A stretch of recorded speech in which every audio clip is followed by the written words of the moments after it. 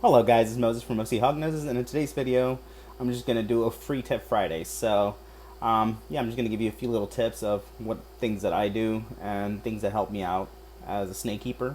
But I'm going to show you my little albino female pinstripe ball python. Again, she is gorgeous. Her name is Summer, so I picked out a name for her finally. And again, gosh, look at this coloration on this girl. She is beautiful, and I'm getting obsessed with ball pythons now.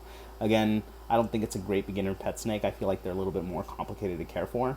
But again, there's a lot of information out there on ball pythons that, I feel it should be, you know, easy to take care of. But again, let's start the video. Alright, so there are a few products I want to talk about that every snake keeper should have, and one of them is tongs, guys. Tongs are important because snakes, sometimes don't like the smell of, your fingers or your own scent, and when you touch it and try to feed them, they won't eat it, and that can be a problem. Also, you don't want to associate your hand smell with mice or something, or a rat, because snakes will eventually think your hand is food, and then they'll be really bitey. So tongs are really important.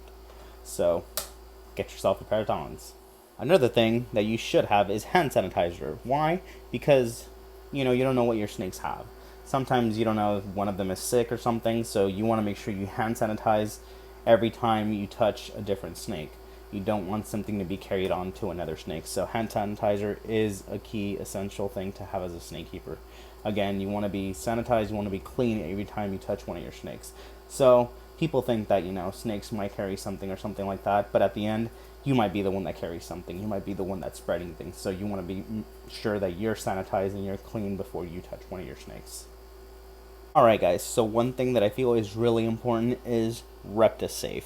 Now this thing is only $3.99, and what this does is it cleans out the chlorine of, tap water. So if you cannot give your snakes a fresh bottle of water all the time, because again, they are messy and you go through these a lot. So if you can't really, spend a lot, it does become costly if you keep buying water as a bottle.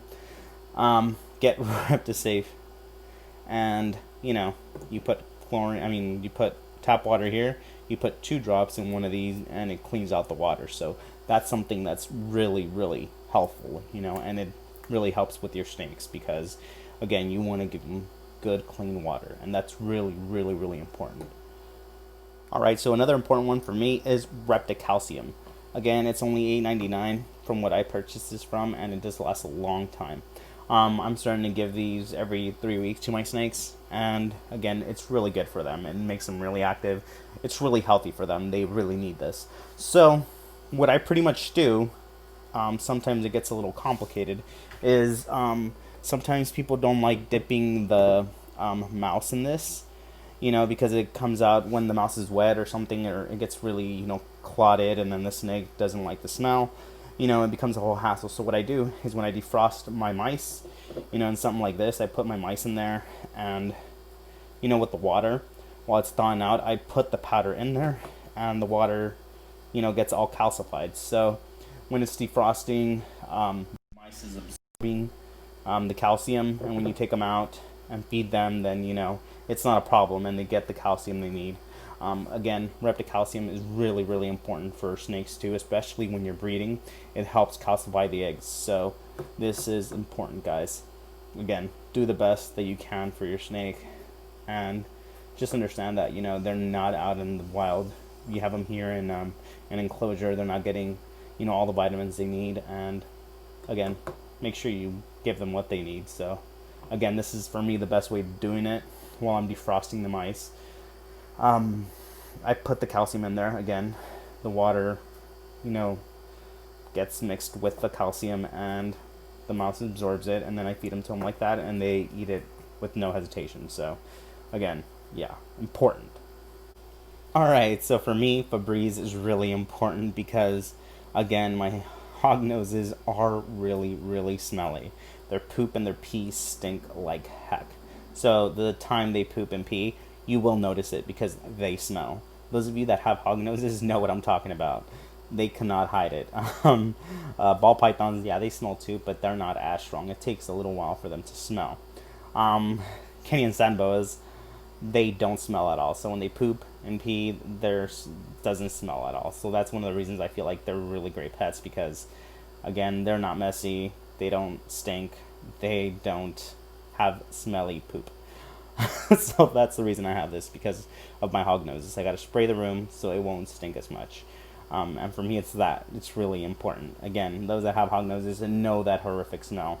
Again, it's not exaggerated. It's really, really smelly. So, yeah, Febreeze. Alright, guys, so I'm going to leave you with one last piece of information. Now, this is Zeus, my Paradox albino Kenyan sand boa. Now, I don't know about other snakes, but with Kenyan sand boas, the Paradox is its own paragene. So, like, let's say this is, again, an albino Paradox, Kenyan sand boa, and if I breed this to a normal albino Kenyan sand boa, then I'm not going to get Paradox albinos or albino snakes. I'm going to get normals, because, again, the Paradox is a completely different gene. So, again, the same thing with an anery or a, snow. If I have a Paradox snow and I breed it to a normal snow, then I'm not going to get snow babies and stuff like that. Again, they're two completely different genes. So that's something a lot of people don't know. They're like, okay, breed my Paradox albino to a normal albino and I'm going to get albino babies. No, it's not going to happen. You're going to get a bunch of normals, hets. So that's just something that hopefully you guys probably didn't know, that you know now. So again, separate gene. Paradox to just a non-Paradox. So yeah, that's pretty much it, guys. If you liked the video, please like, share, and subscribe. If you have any questions, feel free to let me know. If you have any suggestions for like videos, let me know. I'm gonna try to do these little free tip Fridays.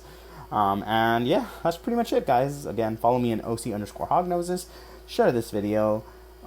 Again, ask any questions. Comment down below.